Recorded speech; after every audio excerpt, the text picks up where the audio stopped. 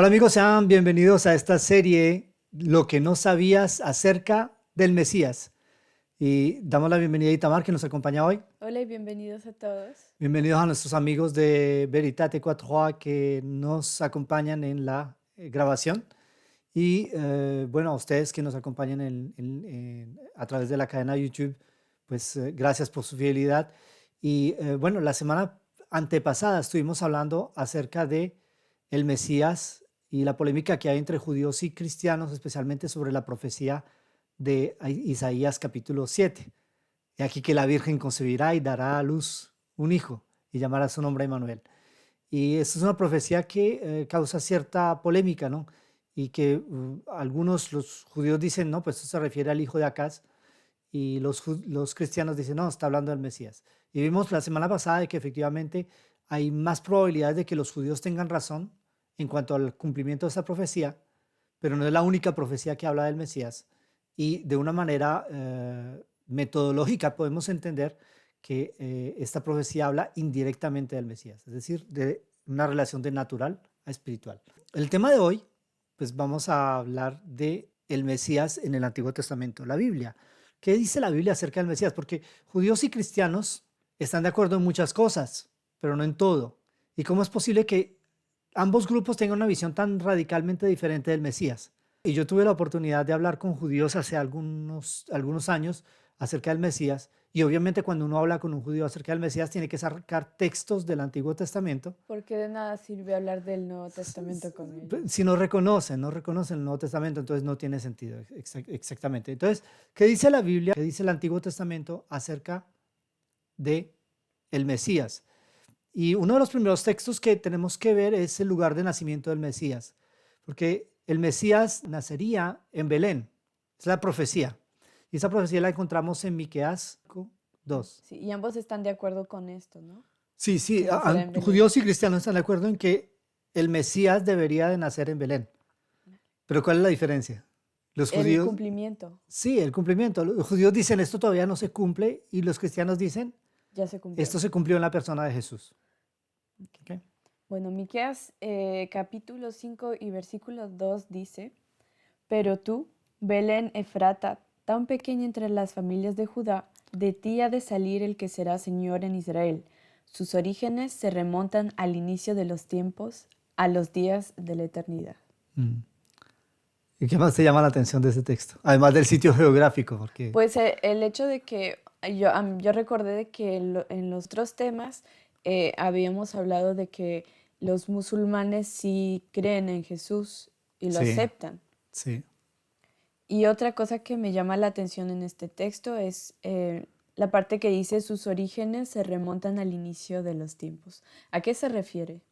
Se refiere a que el Mesías es un ser que es divino, que es al origen de los tiempos, es decir, antes de que todo existiera. Es decir, que antes de que todo existiera es el origen de la existencia misma, es el creador. Por eso la divinidad del Mesías, los cristianos entienden que el Mesías es de origen divino. Los judíos no tienen posición en cuanto a este texto. En todo caso, no hay posición oficial. Algunos rabinos reconocen que efectivamente el Mesías debería de tener un carácter divino, es decir, ser el Hijo del Altísimo. Pero entonces en nuestra generación hay rabinos que sí aceptan a Obviamente Jesús, sí, pero existen. entonces en la época les hubiera ido mal. Mismo hoy les puede ir Mismo mal. hoy, Sí, claro, porque es una apostasía. para ellos. Es herético, es una posición herética dentro del judaísmo, Ah, bueno. el creer esto. Exacto. Y otro texto que es muy interesante, que nos habla acerca de la autoridad del Mesías, porque es una cosa muy interesante. Los judíos siempre esperaron un Mesías que tendría una autoridad Militar. tanto militar, pero tocas una autoridad militar, pero también profética, igual o superior a la de Moisés. Y miren lo que dice Deuteronomio 18, 18 al 19. Un profeta como tú les levantaré en medio de sus hermanos. Pondré mis palabras en su boca y él les dirá todo lo que yo le mande. Pero a cualquiera que no oiga las palabras que él pronuncie en mi nombre, yo le pediré cuenta, como a Faraón. Ujú. Exacto, exacto. Es decir, que hay un paralelo allí entre Moisés y el Mesías. El Mesías debería ser un personaje con autoridad suprema. como Moisés era una especie de rey, pero no oficiaba como rey porque no era su voluntad, sino que él hacía lo que Dios le pedía que hiciera. Entonces, esta es la misma autoridad del Mesías. Tanto judíos como cristianos reconocen esta profecía como un símbolo del Mesías, como una profecía mesiánica. Los judíos dicen, este Mesías ha de venir. Los cristianos dicen, esto se cumplió en la persona de Cristo. Ahora, hay otro aspecto, son las obras o las acciones que el Mesías habría de hacer por otros pueblos diferentes del pueblo judío. Porque hay una visión mesiánica de los judíos que es muy centrista, es decir, que es sobre el pueblo de Israel. Solo para ellos. Sí, ellos reconocen de que el Mesías va a traer bendición para las naciones, pero principalmente para Israel. Ahora, ¿qué nos dice la Biblia acerca de la obra del Mesías por todo el resto de las personas? Él sería luz para los gentiles, ¿no? Entonces, tenemos Isaías 49, 6 Al 7. al 7. Poco es para mí que tú seas mi siervo para levantar las tribus de Jacob y para que restaures el remanente de Israel. También te di por luz de las naciones, para que seas mi salvación hasta lo postrero de la tierra. Así ha dicho Jehová, Redentor de Israel, el santo suyo, al menospreciado de alma, al abominado de las naciones, al siervo de los tiranos. Verán reyes y se levantarán príncipes y adorarán por Jehová, porque fiel es el santo de Israel, el cual te escogió. Dios promete restaurar a Sión. Aquí se presenta un Mesías que es bendición también para las otras naciones. Exacto, es luz para las otras naciones.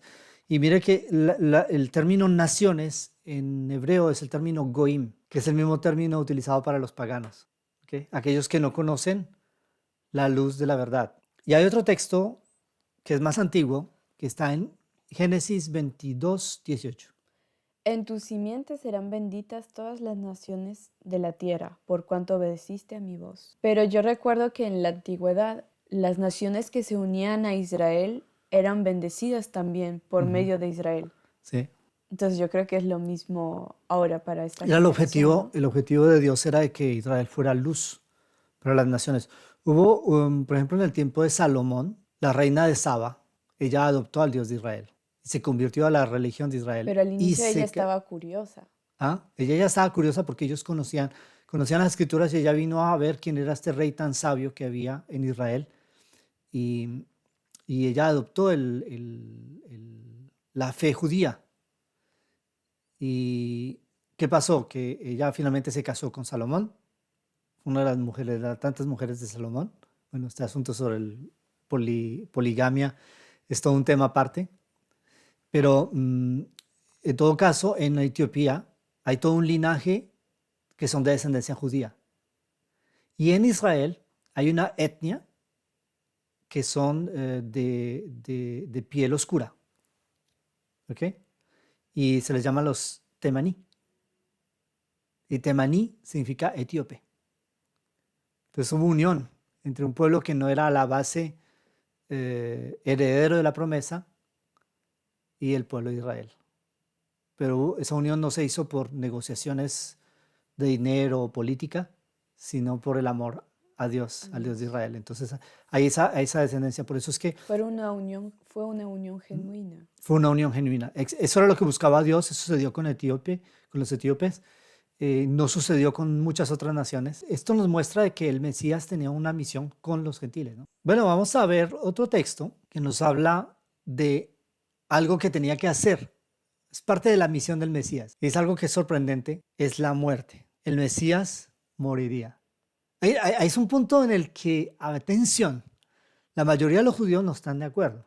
Yo discutía con una señora judía hace algunos meses y le dije, es que usted sabía que en la Biblia dice que el Mesías iba a morir. Me dice, ¿cómo se le ocurre? Si el Mesías es Dios, no puede morir. Es como Dios, no puede morir. Pero la Biblia dice que va a morir, entonces ¿cómo es esto? Y mira lo que dice Salmos 22, 14 al 18. He sido derramado como el agua y todos mis huesos se descoyuntaron. Mi corazón fue como cera, derritiéndose dentro de mí. Como un tiesto se secó mi vigor y mi lengua se pegó a mi paladar. Me has puesto en el polvo de la muerte. Perros me han rodeado, me ha acercado una banda de malignos, desgarraron mis manos y mis pies. Contar puedo todos mis huesos, entre tanto ellos me miran y me observan. Repartieron entre sí mis vestidos y sobre mi ropa echaron suertes. Ujú. Los judíos entienden de que este texto habla del Mesías, pero no hay una oposición oficial en cuanto a esto. Yo creo que en sí no quieren admitir que No fuera a sé, morir. no sé. Pero a mí me parece increíble porque se cumplió literalmente. Exacto. O sea, palabra por Bueno, para los palabra, cristianos en la persona de Jesús, ese texto se cumple se literalmente. cumplió. Y yo le digo a algunos judíos que me decían, no, pero es que el Mesías no puede morir, pero hay otro texto en el cual dice textualmente que al Mesías le será quitada la vida. ¿Otro más? Sí, hay otro texto, y es el texto de Daniel capítulo 9, versículos 24 y versículos 26. Dice, 70 semanas están determinadas sobre tu pueblo y sobre tu santa ciudad, para determinar la prevaricación, poner fin al pecado y expiar la iniquidad, para traer la justicia perdurable, sellar la visión y la profecía y ungir al santo de los santos. Después de las 70 semanas y después de las 72 semanas se quitará la vida al Mesías, y nada ya le quedará. El pueblo de un príncipe que ha de venir destruirá la ciudad y el santuario. Su final llegará como una inundación y hasta el fin de la guerra durarán las devastaciones. Bueno, ustedes que escuchan este texto, si de pronto ustedes no lo han escuchado, no lo han leído nunca, pueden decir, bueno, esto es un poquito una profecía al estilo Nostradamus, un poco rara. Sí. Sí, con palabras extrañas, ¿qué es eso de 70 semanas y 62 semanas? ¿Eso qué tiene que ver? Bueno, no se preocupen, en esta serie vamos a explicar también este texto y lo vamos a explicar en detalle. Pero yo quisiera resaltar algunos aspectos de este texto y es de que en el versículo 24 nos dice que las 70 semanas están determinadas para terminar la prevaricación, poner fin al pecado, expiar la iniquidad. Este es un punto clave. Todo es importante, pero este punto es central. La expiación de la iniquidad. ¿Qué es expiar la iniquidad? Esto lo vamos a estudiar en la serie, no se preocupen, pero eso tiene que ver con el El plan- perdón del pecado. El plan de redención. Es decir, que el Mesías influye directamente en el plan de salvación y en las condiciones para el perdón del pecado.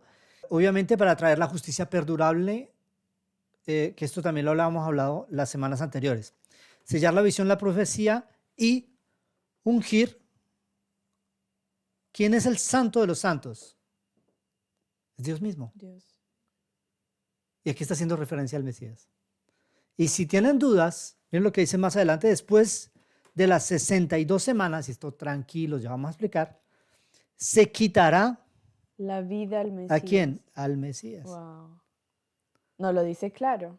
O sea, cuando alguien me dice, la Biblia no dice que el Mesías va a morir, yo le digo, tienes un problema porque hay que leer este texto. Y entonces, ¿qué hacemos de ese texto? Y no es el único. Salmos también lo dice. Isaías 53 lo dice. Bueno, yo aquí no voy a abordar todos los textos que hablan del Mesías, solo escogí algunos y confieso que fue de una manera un poco arbitraria, porque, ¿verdad? Todos son importantes y todos son interesantes, pero me tocaba seleccionar solo algunos porque el tiempo es limitado, pero vemos de que la Biblia habla bastante acerca de este asunto del Mesías. Ahora, un último texto que podríamos citar allí, uno de los últimos textos, es de que el Mesías haría señales y milagros. El más controversial, me parece. En mi opinión. Sí, de hecho sí, pero al controversial al mismo tiempo no, porque miren, hay una cosa, en el tiempo del ministerio de Jesús, dicen los evangelios que las personas decían, y cuando venga el Mesías hará mayores señales que este. Eso no puede hacer más. O sea, había dado suficientes señales. Tanto judíos como cristianos están de acuerdo con que el Mesías es alguien que hace señales y milagros. Pero entonces, ¿por qué no aceptaron a Jesús? Eso, hay un asunto histórico y eso lo vamos a explicar, pero los puntos de divergencia están en las formas de interpretar la Biblia. Ese es el punto clave y yo creo que ahí vamos a llegar tal vez más o menos en medios o casi a finales de la serie. Pero yo les invito a que se queden con nosotros. Y ese texto lo encontramos en Isaías 35, del 4 al 6. Dice, decid a los de corazón apocado, esforzaos, no temáis. He aquí vuestro Dios viene con retribución, con pago. Dios mismo os vendrá y os salvará. ¿Quién les va a salvar? Dios mismo, Dios dice. mismo. ¿Ok? Entonces los ojos de los ciegos serán abiertos y los oídos de los sordos se abrirán. Entonces el cojo saltará como ciervo y cantará la lengua del mudo, porque aguas serán cavadas en el desierto y torrentes en la soledad. Ahí está. Entonces, estamos de acuerdo en que el Mesías es alguien que hace Milagros milagros y no poquitos, y no no pocos, milagros pequeños, sino sino que ahí habla de cosas grandes. grandes, extraordinarias, como cavar aguas en el desierto. O sea, uno sabe que Para los cristianos esto es simbólico. Bueno, Dios abrió aguas en el desierto para el pueblo de Israel. Eso lo sabemos, ¿no? ¿Eso dónde lo hizo? en el desierto, Cuando ellos salieron de Egipto, ¿cierto? Eso lo hizo cuando salieron de Egipto. Y lo hizo varias veces. Hay varios textos en el libro del Éxodo que nos indican que Dios sacó aguas del desierto. Y eso fue milagros que él hizo. Mara, Por ejemplo, con las aguas amargas las aguas que... amargas que fueron transformadas en aguas Sí. dulces, o el agua de la roca, ¿ok? Meriba, las aguas de la rencilla, etcétera, etcétera. Entonces son textos que nos indican de que Dios haría estos milagros, pero el Mesías que va a ser igual. Ahora, para los cristianos, el término aguas aquí es simbólico y hace referencia a un pasaje en el que Jesús encuentra a una mujer samaritana. Mientras sus discípulos van a buscar algo para comer, Jesús espera en el pozo y viene una mujer samaritana. Y Jesús le pide agua y le dice, tú siendo judío me hablas a mí, que soy mujer y samaritana. Y Jesús le dice, si supieras quién te habla, me pedirías a mí agua, yo te daría a beber agua para que no tengas sed jamás. Jamás. Es decir, fuentes de agua viva. Estas fuentes de agua viva son un símbolo espiritual de un renuevo espiritual. Por eso que la visión del Mesías es tan diferente entre el judaísmo y el cristianismo. Hay una visión completamente diferente porque en el cristianismo se dice que el Mesías es un salvador del pecado. En el judaísmo se dice que el Mesías es un salvador de los enemigos de Israel. Son dos visiones diferentes Sí. y eso lleva a interpretaciones diferentes también. Y otro texto que tenemos acá, que es muy interesante, lo encontramos en Salmo 110.1, eso ya lo leímos la semana antepasada. Jehová dijo a mi Señor, siéntate a mi diestra hasta que ponga a tus enemigos por estrado de tus pies. Es una cosa, el Mesías era hijo de David, pero David le llama Señor, de un punto de vista superior, lo que dice el Antiguo Testamento. Y otro texto, otro versículo de los Salmos 110, el 4. Juró Jehová y no se arrepentirá. Tú eres sacerdote para siempre según el orden de Melquisedec. Es decir, que el Mesías, además de ser rey, Era sacerdote. era sacerdote, pero no según la orden de Aarón, sino según la orden de Melquisedec, que es una orden superior. Que de hecho Melquisedec es un personaje muy misterioso, ¿no? Sí, puedo decir que está representado allí el Melquisedec. Sí, yo creo que le representaría bien. Sí, podríamos decir, porque es un misterio, se ve, pero Porque solo hace unas cuantas apariciones en la Biblia, ¿no? Diría no tiene una. origen, no tiene fin. No se sabe nada de él. Y su nombre significa rey de justicia. Sí, misterioso definitivamente. Melquí es mi rey y Sedec justicia, mi rey de justicia.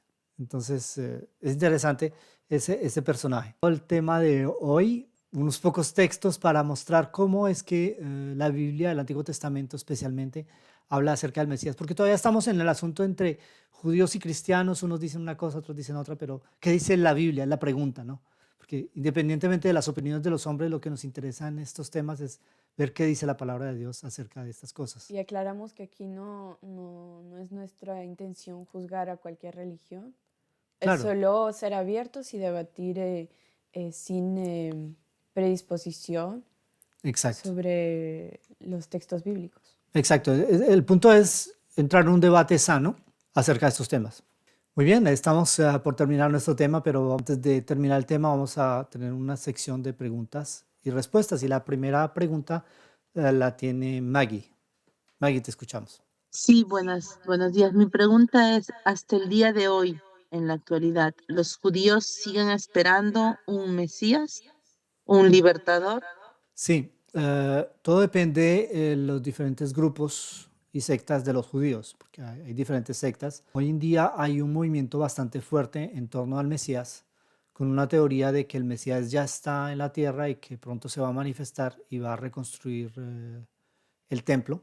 Ustedes saben que para reconstruir el templo hay que destruir la mezquita que está en ese lugar y eso pues de un punto de vista geopolítico es prácticamente imposible. O sea, eso crearía una guerra sin fin, ¿no? Sí, ya que hay uno ahorita. Exactamente. Entonces, esto, esto es fuertemente improbable, pero en el judaísmo moderno hay ahora un movimiento que toma fuerza en torno a esta posición del Mesías, de que el Mesías ya está, e inclusive han supuesto que algunos rabinos son el Mesías y ya han pasado la voz y después cambia y es otro, y después cambia y es otro diferente.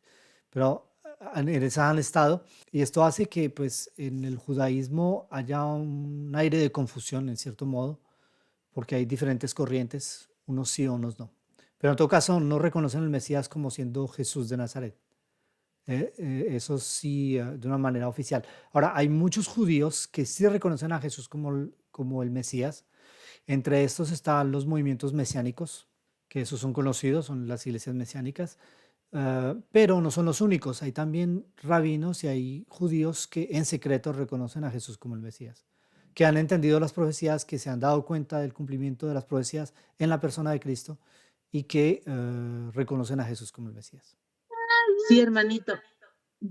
Hermanito, perdón, otra pregunta. ¿Esos grupos que usted se refiere son, porque yo he escuchado que hay judíos ortodoxos, judíos mesiánicos, ¿a esos grupos se refiere? No necesariamente un grupo caracterizado dentro del judaísmo. Bueno, los únicos que sí son abiertamente reconocedores de Jesús como el Mesías son los mesiánicos. Pero dentro de los ortodoxos y dentro de otros grupos dentro del judaísmo hay personas que creen en Jesús como el Mesías, pero lo hacen en secreto porque obviamente el manifestar ese tipo de ideas es peligroso dentro de algunos medios, especialmente los ortodoxos. Puede ser muy peligroso. En todo caso, sí hay personas que creen en Jesús como el Mesías. Ok, muchas gracias.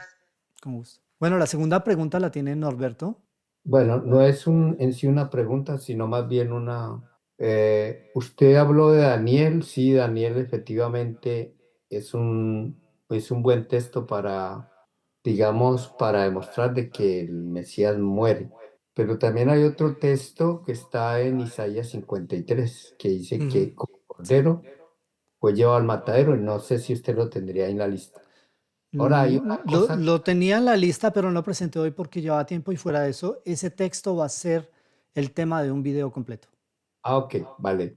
Entonces, solo para recalcar, hay dos cosas ahí, si no estoy mal. Y Ujú. si me equivoco, pues me corrigen, pero creo que Daniel, los judíos tienen a Daniel como un profeta menor. Y a Isaías sí lo aceptan como un profeta mayor. Es Sí, verdad, es como, si verdad. no, Y es más, hay una maldición rabínica para aquellos que estudian el libro de Daniel. exactamente. Ay, ve, yo no sabía Mm, eso. Sí, hay sí. una Interesante. maldición, lo dice el conflicto de los siglos. Y eso no, eso como aporte, ¿no? Bueno, muchas gracias, Norberto. Queridos amigos, se nos acabó el tiempo. Les agradecemos por estar con nosotros y su fidelidad. Agradezco también a Itamar que nos acompañó en este tema y gracias también a nuestros amigos de Veritate 4A que nos han acompañado durante la grabación de estos videos. Y a ustedes que nos siguen en la cadena, pues muchas gracias por su fidelidad una vez más. Ya saben, si este video les gusta, no duden en darnos un like, suscríbase a la cadena para que tengan las alertas también y sobre todo no duden en compartir sin moderación. Que Dios les bendiga y hasta dentro de 15 días. Bye bye.